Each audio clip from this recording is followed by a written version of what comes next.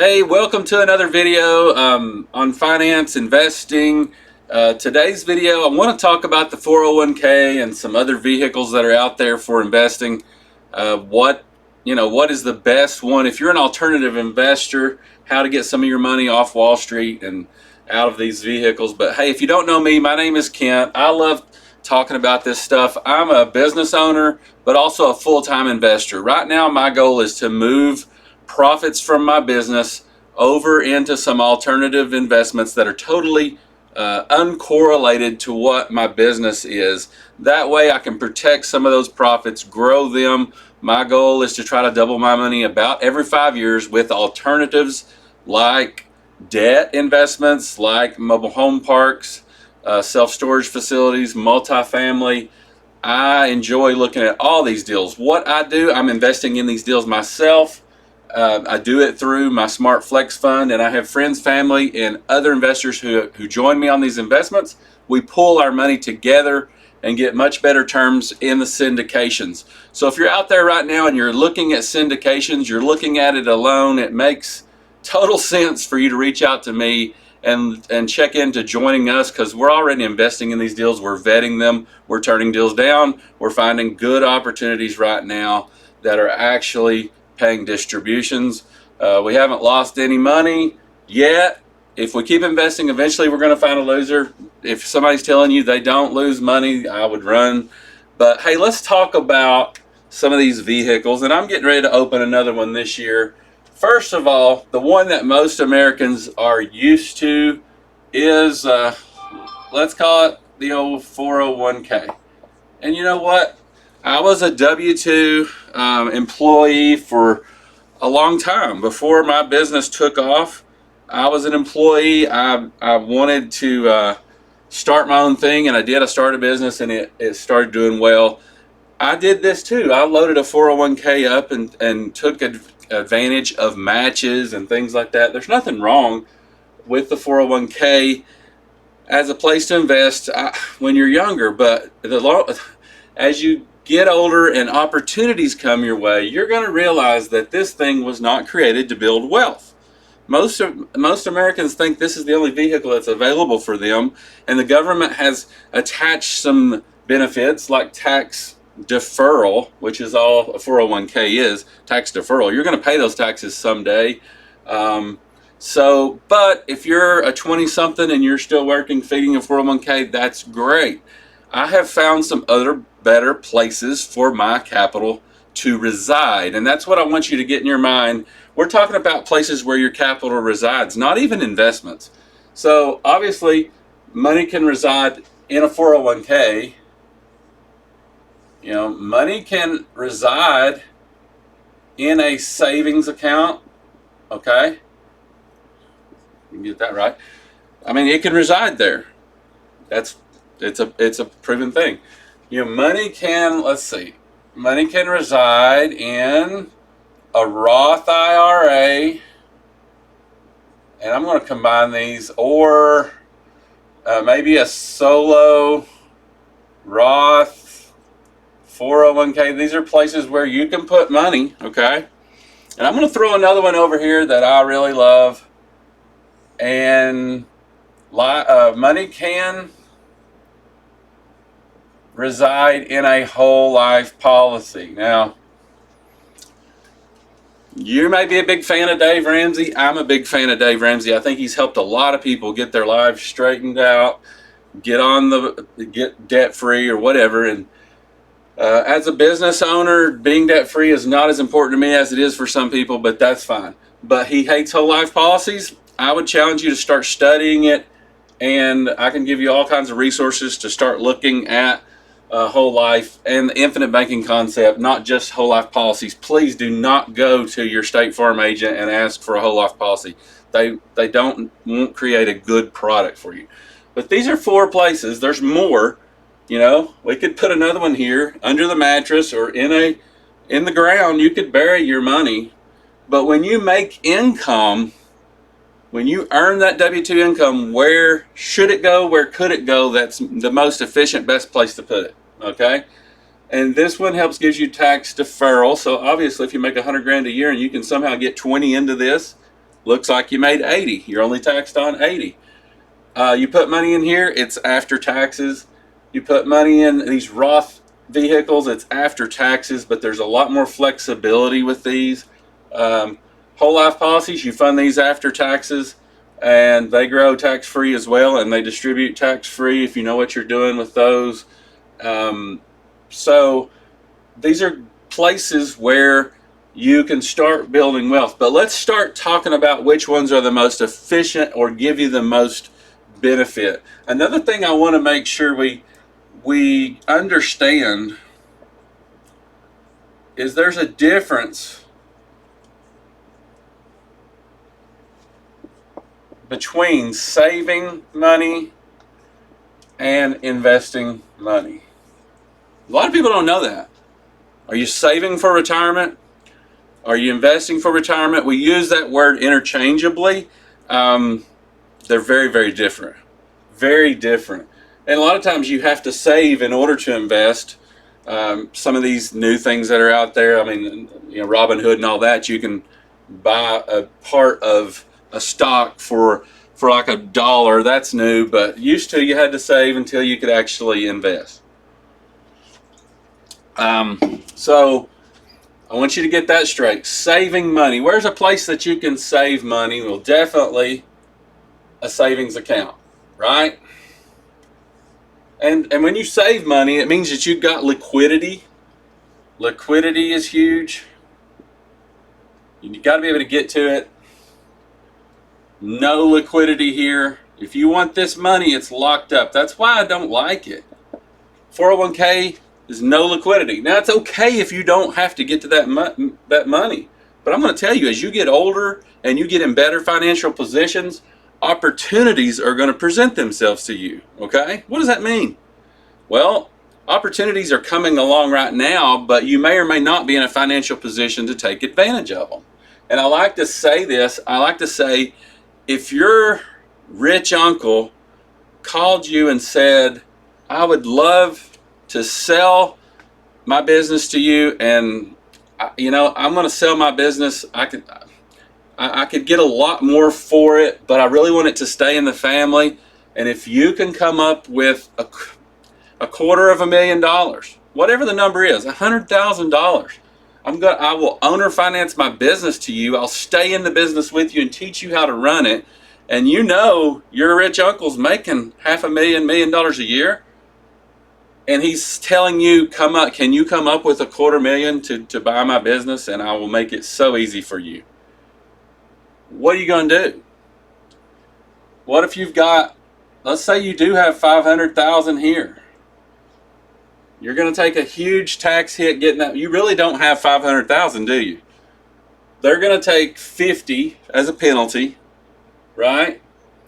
And then they're going to take another, whatever your tax rate is, let's say it's 25. You don't even have it hardly there, but you would really give up a lot to get it, if you could even get it out. I think you'd have to dissolve this. They're not going to let you borrow it.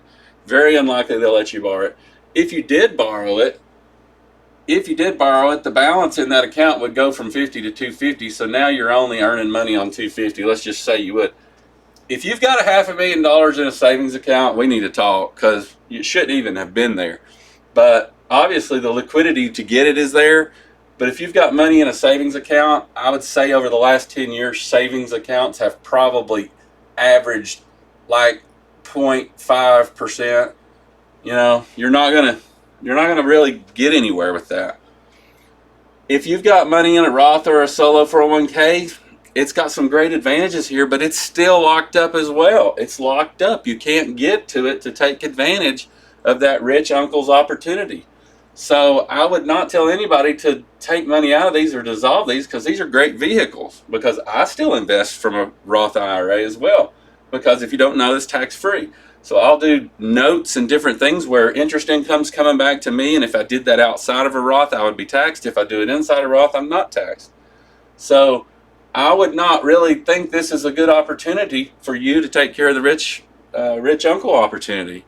Now, if you had been putting money into a whole life policy along with a 401k, let's say you had been putting an equal amount, that this was $500,000 and you had cash value of 500K over here, if you were doing both of these at the same time, we could take a loan against this whole life policy and we could get that 250 out. This is where people don't see this. We're going to get that 250 by borrowing against the policy. We're not taking the 500 out. We're only borrowing 250 against it. We go take advantage of the opportunity. Liquidity was easy. It takes 3 days to get this money, and they're going to ask you like one question, and that's what is your checking account number so we can wire that money in. Okay? It's so easy to get money out of your whole life. Go take advantage of that opportunity. Guess what? This 500K, and I can't tell you what it's earning, but it's probably earning in the early years around 2 to 3%, and later on in life it just climbs. But I'll say it earns 5%. That's a great place to store money and invest from. So these are all places you can invest from. Okay, you're going to invest from these places, but none of these are investments. And what people, when they come after whole life and the infinite banking policy, they think this is an investment. It's not. It's just a place to store money.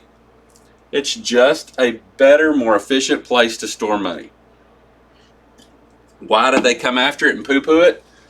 Because if I put 25 into this in year one, I may only have access to a portion of that. Maybe I can only get 15 of it in year one, or maybe 20. Some people can design policies to get 20K out of them.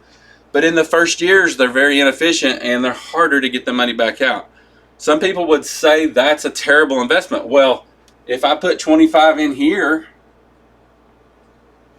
can I get it out? What's going to happen if I put 25 in here? Same thing. They're going to keep 2,500 and they're going to tax you. So you don't really have access to it either. So why do people attack this? Because of the lack of liquidity. In the first few years, there is a lack of liquidity. But as you build this, the liquidity is there to take advantage of opportunities. I don't sell life insurance. I'm a practitioner of IBC, just in case you ever want to reach out and talk about it. I'm probably the most unbiased person you could talk to about it. But these are just 4 places where money resides. I have no doubt after 13 years of using this tool right here, it's by far the best place I've ever put money. And I would sit down and show Dave Ramsey the numbers, and he would not agree with me because he's not done it. He's not seeing what I'm seeing. He can't unsee years and years of indoctrination of the financial system. This was here way before the 401k. This is how people did it. This is how people passed wealth from generation to generation. And it's not about leaving your heirs a huge check. You can leave this earth with so much debt to yourself. That's the biggest thing. It's debt that you owe yourself. And once you have the freedom of realizing, I can pay this back if I want to. You need to early in your life. As you get older, you don't have to pay it back. Because when you die, it's going to wipe it out, and the remaining goes to your heirs. So a lot of people get stuck on that. I would just encourage you to start, if you're in your 30s or 40s, it doesn't matter how old you are, this can start, you can implement this, and you can change your financial family tree. I'm not kidding. I see no reason in the world to ever have one of these, because this does it for me.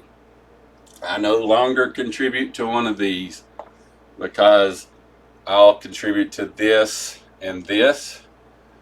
And I think as you get older, you'll start to agree with me and see these are more efficient places for money to reside. And also, you'll have investment opportunities. I invest in alternatives with my friends and family, and we go after things that we like passively, or we go after active. I can do an active deal. I can go up here and get hundreds of thousands of dollars to put as a down payment. My hope is someday I don't have to even use a bank, that I can go here and get millions and go buy businesses, go buy real estate that cash flows, and I will probably take that cash flow and put it right back in here. And if I need to live off of it, I'll keep some of it or pull it out or put it back. Because when it goes in here, it's my my pool of money that resides there forever. So hope you enjoyed this. First of all, the 401k, you're not going to reach the level of wealth you want to. Hopefully you'll reach a certain level of security that can get you by and get your needs met and get your things met at old age. But if you really want to build wealth, you've got to pick another vehicle, and there's several of them out there. If you want to discuss this, I love getting on the phone, talking to investors about this. If you want to see if you're a good fit for my Smart Flex fund, where I'm investing with other investors, we're pulling our money together. We're going and getting great positions in passive real estate investments, some passive business investments. We have oil and gas opportunities that we vet very strongly that we can give you great tax advantages. Thanks to the Trump tax cuts, we're getting 100% depreciation again. All those things work to your advantage. If you can capture taxes and interest that you're paying to other people, do you realize how much money that is? If you're a pretty good income earner, 200 grand a year, you're paying 40 to 50 in taxes every year. What if you could capture that 40 or 50 and put it into a passive real estate syndication every single year? I can show you vehicles that can save you that tax money too. We'll get more into that as we get in the fall when we're in more tax planning mode, but there's so much power in this, and it's all knowledge. It's all knowledge. You just need to get around the right people who are practicing this stuff. Don't just listen to somebody who's not done it. Let's talk to people who are doing it actively and have done it and have 12 to 15 years experience with this stuff. Why do you got to reinvent the wheel? And please don't just go listen to gurus that you haven't vetted and don't know what their eventual motives are. So hope you enjoyed this video. Hope it was educational in some way. Again, if you want to talk, should be a link to schedule a call with me, or you can do my free masterclass on how to get started investing in alternatives. Hope you have a great day.